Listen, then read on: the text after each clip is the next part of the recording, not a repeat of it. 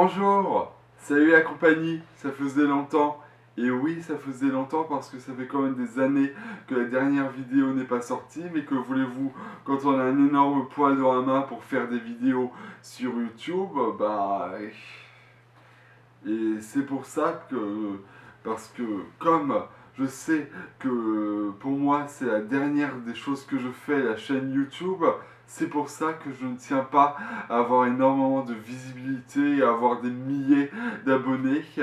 Parce que je me dis que forcément je vais les décevoir, il y a tout le monde qui va partir quand il voit que quelqu'un qui suive ne fait pas de vidéo pendant des années,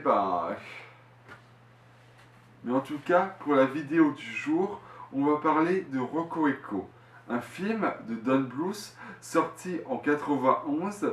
Et bien que c'était un film que je regardais beaucoup quand j'étais enfant, eh bien, comment dirais-je, j'ai grandi. Si vous avez compris à ma tête que je ne vais pas passer une excellente journée aujourd'hui. Quand j'ai revu Rocco pour la première fois, depuis des années, j'ai été frappé par pas mal de défauts. Et c'est pour ça que je voulais faire une vidéo dessus. Et plus je réfléchissais, plus j'approfondissais sur le film, le scénario, les personnages, et plus ça devenait de pire en pire.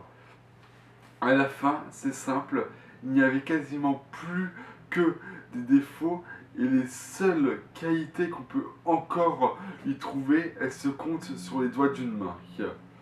Donc, je vais détailler pourquoi, mais mon but va donc essayer de trouver tous les défauts du film que je peux trouver, mais vu que pour ça je vais être obligé de revenir sur pratiquement chaque réplique, chaque scène, cette vidéo risque d'être à peu près aussi digeste qu'un hérisson écrasé par un camion cuit à la vapeur.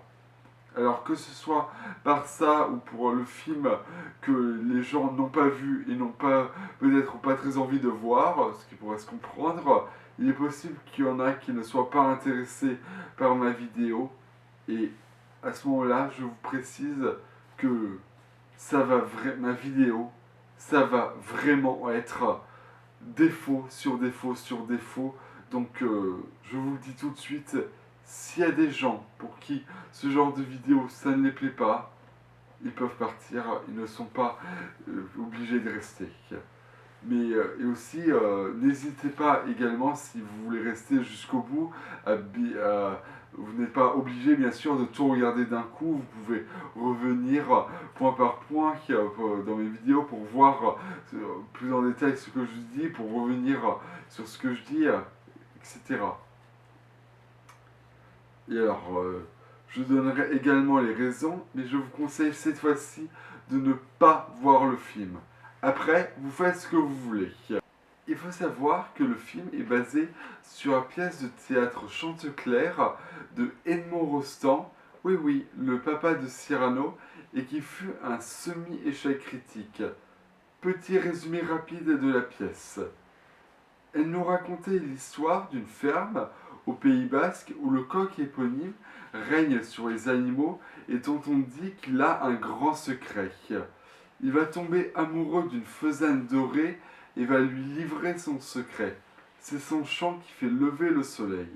Mais les hiboux, des animaux nocturnes qui détestent la lumière, veulent, lors du jour de la pintade, vous verrez ça dans un instant, le faire s'affronter à d'autres coqs pour qu'il en meure. La pièce, montrant Chanteclair comme un modèle d'idéalisme, se voit confrontée à des animaux qui en représentent l'opposé. Le merle cynique, qui ne fait que railler, ayant mal appris des plaisanteries d'un moineau parisien, le pan vaniteux qui se dit juge de la beauté, la pintade prétentieuse dans ses réceptions caricature le système bourgeois, enfin bref. Il se bat contre un des autres coqs, mais en sort blessé, tandis que son adversaire fuit. À la fin, la faisane est jalouse que Chanteclair aime mieux le soleil qu'elle, et elle réussit à se débrouiller pour qu'il ne pousse pas son chant et se rende bien compte que le soleil se lève bien sans lui, ce qui anéantit le coq à la grande joie des hiboux. Néanmoins, il se ressaisit et il dit que dorénavant, il va chanter pour d'autres soleils. À ce moment-là, le chasseur qui poursuivait la faisane depuis le début voit le coq et menace de l'abattre, mais la faisane fait diversion et se fait capturer par un filet. Elle adresse alors une prière à la lumière en lui demandant pardon pour que cela dévie le tir, ce qui se passe. Les autres animaux fuient tandis qu'elle attend prise dans le filet. Fin. Alors, le petit truc amusant, c'est que cette pièce, j'étais un peu intrigué. Alors, je l'avais commandée avant de partir en vacances au Pays Basque. Et au Pays Basque, je tombe sur la villa Arnaga que Edmond Rostand s'est fait construire suite au succès de Cyrano et où il a écrit Chanteclair. Ça tombe bien. Néanmoins, cette pièce, je ne vous la conseille pas. Parce que contrairement à Cyrano qui est super accessible, Chanteclair, c'est trop dur, trop complexe pour moi. C'en est à des points où je ne comprenais rien de ce qu'il se disait. Je pense que vous l'aurez compris de par la façon dont je le disais, mais rien que par exemple quand je présentais le Merle et tout ça, c'est de façon encore un peu plus raccourcie le résumé dont j'ai eu besoin pour simplement comprendre ce qu'il se disait. Et en plus, l'œuvre est parsemée de jeux de mots et de références dont je pense qu'il est impossible de comprendre si on ne lit pas les résumés, enfin les renvois, je veux dire, qu'il y a à la fin de la pièce. Alors c'est pour ça que je pense que maintenant je vais revendre la pièce parce que je ne tiens pas à garder une pièce dont je ne comprends pas ce qui se dit. Et il faut aussi savoir que comme la pièce n'a absolument rien à voir avec le film d'aujourd'hui, c'est pour ça que je ne ferai pas de comparatif entre la pièce et le film comme je l'ai fait pour Le Château dans le ciel. Il faut aussi savoir aussi que quand j'ai terminé Chanteclair, c'est là qu'est survenu le visionnage qui m'a donné envie de faire une vidéo dessus.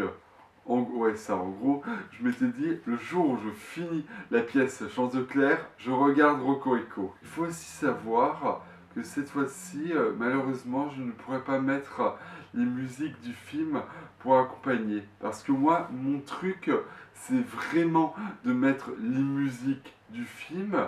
Et alors là, c'est quelque chose qui, pour vous, que ça peut paraître que c'est pas grand chose à faire, mais pour moi, mettre les musiques du film, ben, c'est pas facile, c'est compliqué.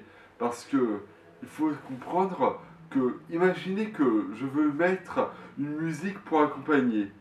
Et ben, je peux pas mettre une musique pour accompagner si c'est pour accompagner une scène où il y a une autre musique. Ce serait une cacophonie sans nom. Donc, je ne peux pas. Et en plus, il faut aussi veiller. Donc, faut jongler avec ça, que veiller pour les musiques dans la durée, que c'est que ça s'imbrique bien, que ça, il n'y a rien qui se chevauche. Il faut s'assurer aussi que les musiques correspondent bien à la scène. Et pour Cocorico, le problème, c'est qu'on ne peut trouver que les chansons du film.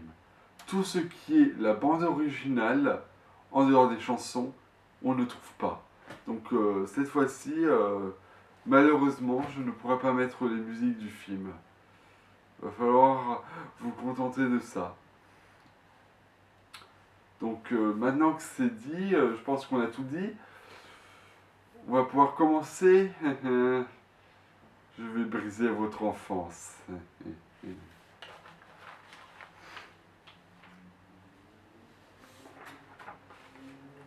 Le film commence par... Il était une fois... oui. On y reviendra petit à petit, car vous n'avez pas idée du nombre de problèmes que cette narration va amener, mais le film sera entrecoupé de la narration de Patou, le chien, qui est certes un des personnages de la pièce, mais dans le film, son dilemme, c'est de savoir lasser ses chaussures.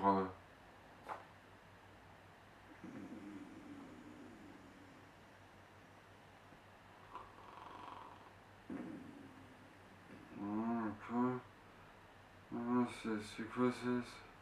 Ah oui, vachement passionnant, en effet. Hein. Oh là